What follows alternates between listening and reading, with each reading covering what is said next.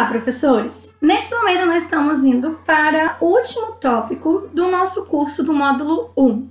Então, para nós entendermos um pouquinho sobre essa competência aritmética, nós precisamos diferenciar que é o conhecimento da matemática para a aritmética. Então, matemática é um conceito mais amplo que inclui a aritmética, a geometria, a álgebra, a trigonometria, entre outras áreas do conhecimento.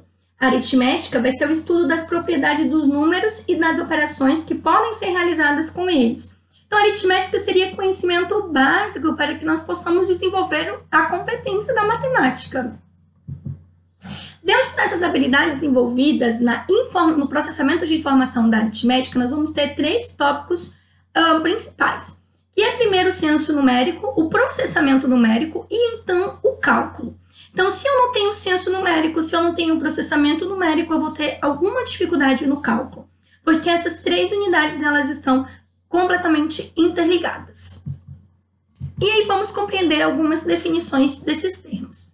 O senso numérico é a capacidade de representar e manipular magnitudes numéricas de forma não verbal em uma linha numérica internalizada. Então, você não precisa falar, mas mentalmente você vai compreender quando eu olho para um cesto com uma quantidade de laranjas e eu tenho mais ou menos quantas laranjas tem ali dentro. Não preciso verbalizar, eu não preciso ser cobrado. Mas é um processo natural de codificação mental em relação à distância, à noção espacial e referências de quantidade. É um senso numérico não verbal, ele é mental e ele precisa ser processado. Já o processamento numérico é a compreensão e produção de símbolos e números. Então, quando eu olho esse primeiro símbolo, eu tenho que entender que ele está referido à porcentagem. Que o X, apesar dele ser uma letra do alfabeto e ter o seu uso dentro da linguagem, aqui no processo aritmético ele vai ter um outro significado. Que o 5 e o 1 vão ter outro significado quando estão juntos. O sinal de menos, o sinal de mais, o Z, o Y, enfim. Eu preciso entender o significado desses elementos, desses símbolos, para que eu possa, então, acrescentá-los dentro desse processo de cálculo. E aqui a gente entra mais ou menos no mesmo processo lá da linguagem, quando a gente fala da compreensão das palavras, né? Então, se eu entendo a palavra, eu consigo compreender muito mais o texto. Então, se eu entendo os símbolos que estão dentro de um cálculo, através do processamento numérico, eu vou ter um desempenho muito maior nesse cálculo. E aí é onde entra o cálculo. O processamento dos símbolos matemáticos operacionais é a execução de cálculos com mais dígitos. Envolve um sequenciamento, um encadeamento de operações, grande demanda sobre a memória de trabalho, atenção e o processamento visoespacial. E onde é que a gente constrói esse processamento visoespacial? Lá em cima no senso numérico. Então, eu preciso do senso numérico, eu preciso do processamento numérico para que eu tenha plena capacidade de desenvolver os cálculos. Então, quando o nosso aluno, lá na disciplina de cálculo 1, cálculo 2, a matemática aplicada, enfim, né, todos esses processos que envolvem isso, eu preciso compreender esse início, meio e fim para que ele tenha um bom êxito no processo de cálculos. Então, qual é aqui a correlação com os alunos que apresentam uma dificuldade muito grande em estatística, em cálculo, em algumas disciplinas aplicadas? Ele pode não ter desenvolvido esse senso numérico, ele pode ter uma dificuldade no processamento numérico. E aí a gente tem que fazer o processo de voltar lá um pouquinho para auxiliar esse aluno que chegue nesse nível do cálculo que é exigido nessa disciplina ou no ensino superior. E é o mesmo processo do princípio da leitura. Então, ele não vai conseguir ser bom em cálculo, em compreender o processo do cálculo, que isso seja para além do automático, então não é só uma resolução, é um processo de compreensão do que está sendo resolvido, só quando ele desenvolve esses dois itens supracitados. E aí vamos à nossa pergunta-chave. Por que alguns alunos não aprendem? Se alguém não está aprendendo, professores, existe um motivo que precisa ser investigado. Esse motivo ele pode ser tanto, como a gente viu lá no nosso tópico 1, pode ter várias vertentes, pode ter vários itens, não existe só um problema, né? E para nós isso é muito importante, entender por qual motivo o nosso aluno não está aprendendo. E o não aprender, ele é um sintoma de que algo não está bem, que alguma coisa não está bem. E ele pode ser algo pontual, então é um processo emocional, ele não aprendeu essa disciplina, ele tem dificuldade nesse item, é algo específico, ou pode ser passageiro, né? É um momento de vida, é o último período, o período inicial, é alguma coisa nesse sentido, ou não, que é algo persistente, que aí é onde entra os transtornos específicos de aprendizagem. E hoje na nossa instituição a gente tem alguns alunos que apresentam transtornos específicos da aprendizagem. O que é interessante é que quando a gente pensa em dificuldades de aprendizagem, a gente pensa só lá no início da alfabetização, lá no início da nossa vida escolar. E não, a dificuldade de aprendizagem ela não é exclusiva da criança em idade escolar. Ela pode estar relacionada a diversos outros contextos e ela vai nos acompanhar a vida inteira. Inclusive tem um artigo disponível na nossa pasta que ela fala sobre a aprendizagem ao longo da vida, que é um processo contínuo de aprender e o quanto nós podemos estar motivados a isso ou não, e o quanto isso favorece essa teoria da aprendizagem ao longo da vida. Então, essa dificuldade de aprendizagem ela não é exclusiva de crianças em idade escolar, ela pode estar relacionada a desarranjos de ordem sociocultural, podem ser explicados por fatores ambientais, emocionais ou pedagógicos, que aí é onde entra a necessidade da nossa compreensão para podermos, lá no módulo 2, né, que é aqui no nosso próximo tópico do curso, entender quais são essas intervenções que a gente pode fazer auxiliando o nosso aluno. Existem pessoas que são diferentes, não só no desenvolvimento, mas na forma de aprender. E cabe a nós também identificar isso. O que é interessante é que o professor aqui faça um recorte.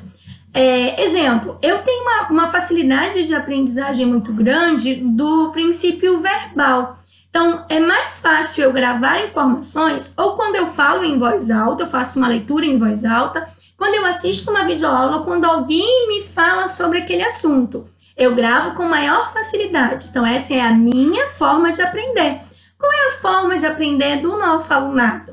Talvez eu possa ter um aluno que tem um desempenho melhor na leitura. Eu vou ter um aluno que vai ter um desempenho melhor na escrita. Ele precisa copiar aquilo que ele está lendo e ler depois com a sua letra, né, para ele conseguir compreender aquilo ali. Ou ele pode precisar do conhecimento verbal, de uma videoaula, de um processo mais específico de comunicação, rodas de conversa, trocas, enfim. Nós precisamos entender como que esse nosso aluno aprende. E foi muito interessante que eu fiz uma pesquisa, assim, uma consulta pública, na verdade, com os nossos alunos, sobre como que eles teriam mais facilidade para aprender, quais eram os recursos pedagógicos. E a gente vai se aprofundar nisso no nosso próximo tópico, né, no módulo 2, mas eu queria já trazer essa indagação para vocês. E eles falaram assim, foi unânime a resposta, né? Professora, nós temos uma dedicação maior quando é passado seminários, porque a gente tem que estudar aquilo ali, a gente tem que aprender aquilo ali para passar para outras pessoas. E tem o nervosismo, o professor está olhando para a gente, então naquele momento isso a gente se dedica um pouquinho mais. Então, e aí entra muito na taxonomia de Bloom, né? Que a gente vê esse processo do aplicar. Então, talvez essas rodas de conversa, os alunos falando sobre aquilo que eles aprenderam, seja uma estratégia boa da gente compreender essas diferentes formas de aprender do nosso alunado. E aí vem uma mensagem para a gente não desistir do nosso aluno, né?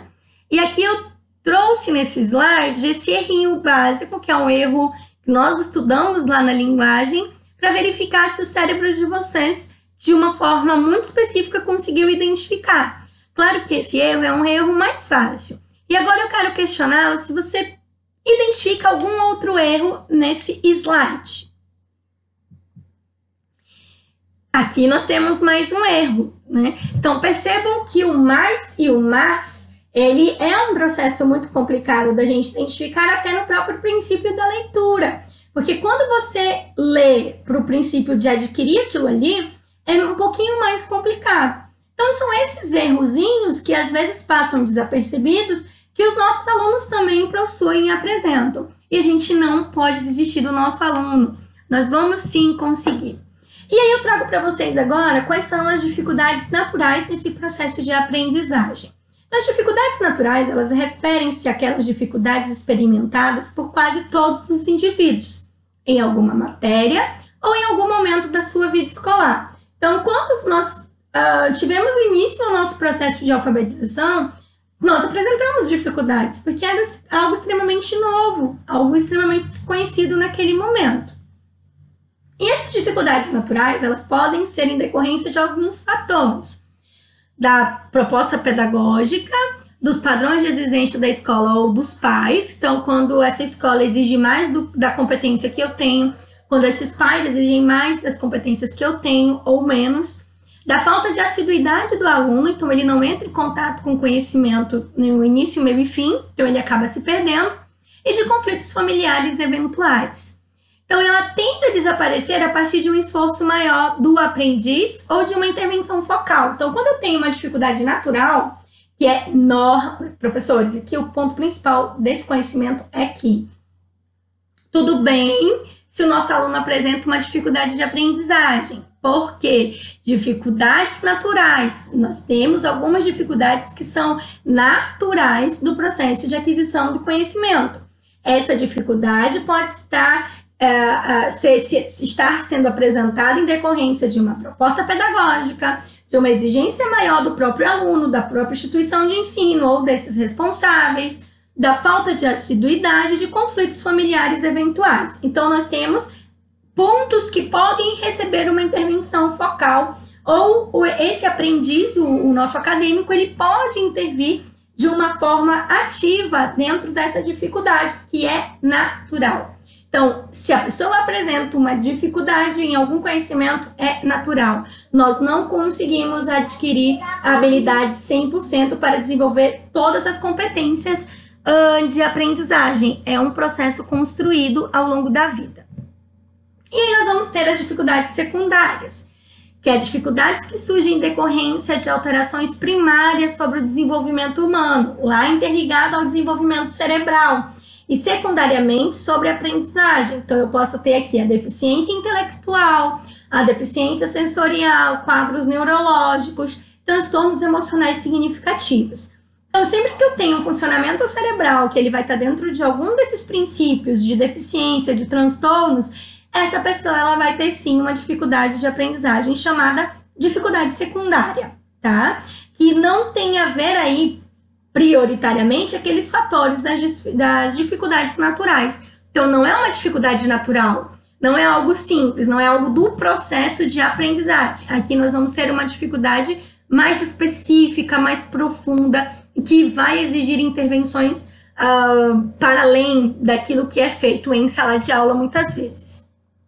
E aí eu apresento para vocês a intervenção precoce em camadas, o RTI, que é do DSM-5, que é o Diagnóstico de Saúde Mental, que está em sua 5ª edição. Então, ele traz, no final, como que a gente pode favorecer o sujeito no processo de aprendizagem específicas, numa perspectiva de intervenção precoce, né? Como eles podem responder a essa intervenção. E aí nós vamos ter a base da pirâmide, que é a intervenção instrucional, que vai envolver todos os estudantes e que tem uma característica do nível preventivo. Então, eu vou trabalhar algumas metodologias mais específicas no geral. Então, eu já sei que é muito comum os alunos apresentarem dificuldades na disciplina X. Então, eu já penso em uma intervenção mais de instruções para esses alunos, de todos os alunos, para prevenir que eles apresentem essa dificuldade, que já é conhecida na minha experiência de docência em determinados conteúdos. Nós vamos ter a segunda camada, que é a intervenção no grupo-alvo, que aí já é alguns estudantes, algum conteúdo mais específico, e ele vai ter uma maior duração, tá? E nós vamos aqui, talvez, direcionar para vocês, dentro da nossa política institucional, essa intervenção no grupo-alvo pode entrar até a nossa própria política de nivelamento, onde esse aluno ele vai ter mais conteúdo em relação àquilo que ele está com dificuldade, vai ter uma duração maior do que o nível preventivo e vai envolver alguns estudantes, os alunos que têm dificuldade ou apresentam dificuldade em determinados conteúdos.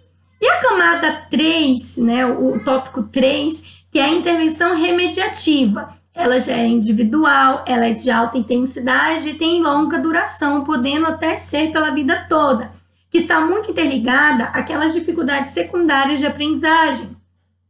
O sujeito com a dificuldade secundária de aprendizagem, ele vai precisar desse acompanhamento quase que pela vida toda, até que ele tenha uma capacidade autônoma de desenvolver esse princípio.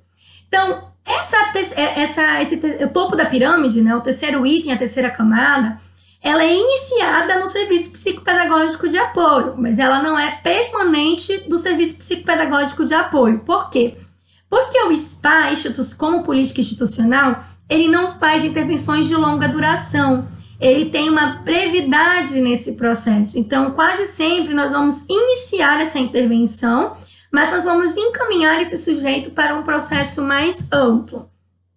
Já a segunda e a primeira camada, elas têm esse processo dentro do SPA. É o método que o SPA tem utilizado hoje. Então, quando você, professor, ficar sabendo das nossas oficinas, do nosso processo, do acompanhamento, ou já foi observado que nessa turma, nessa disciplina, precisa de uma intervenção, nós fazemos esse olhar do nível preventivo, nós vamos desenvolver intervenções focadas no grupo-alvo, e nós vamos trabalhar dentro dessa primeira e segunda camada, dando início à terceira quando necessário e fazendo os encaminhamentos que forem pertinentes ao caso, tá?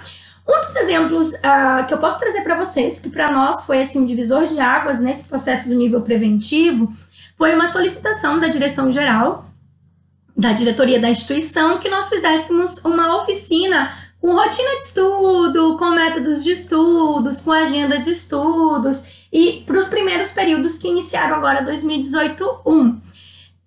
Nós elaboramos, fomos em todos os primeiros períodos e tivemos uma aceitação muito boa da turma, né, das turmas, e eles deram retorno, um feedback muito positivo para o SPA. Individualmente, aqueles que pegaram a nossa fichinha, que responderam sobre procrastinação, sobre agenda e não estavam conseguindo desempenhar essa agenda ou que continuavam procrastinando, eles procuravam o SPA e diziam assim, olha, tu explicou em sala sobre isso aqui, mas eu ainda não consegui aplicar, o que eu posso fazer, o que está dando de errado? E aí nós trabalhamos gestão de tempo, rotina, dificuldades, identificamos diversas outras coisas. Então, às vezes essas pequenas intervenções a nível preventivo pode favorecer para que a gente chegue nessa segunda e terceira camada e possa ajudar mais o nosso alunado, ter esse olhar mais específico no ensino superior. Tá? Então aqui quero apresentar para vocês essa estratégia interventiva que você como professor, como docente, pode estar desenvolvendo atividades no nível preventivo, no nível 1 e no nível 2, e também está buscando o auxílio do SPA dentro desses três princípios, ok? E quais são os aspectos comuns que a gente desenvolve em todas as camadas do RTI? Todas as estratégias, elas demandam um ensino explícito e sistemático, com a aplicação gradual da complexidade das tarefas. Então, aqui é muito importante para os professores que trabalham no nivelamento. Professores, o nivelamento, ele não é reforço. Não adianta o senhor pegar um conhecimento complexo e continuar nesse conhecimento complexo que o aluno não vai desenvolver. Dentro da proposta do RTI, nós vamos precisar aplicar gradualmente a complexidade de todas essas tarefas. Nós vamos precisar desenvolver um trabalho de qualidade, bem estruturado, baseado em evidências científicas, que favorece o aprendizado e o desenvolvimento de todos. Dentro desse indício, nós podemos atender tanto os sujeitos com e sem dificuldades de aprendizagem, quanto os sujeitos que apresentam realmente o diagnóstico de um transtorno específico de aprendizagem.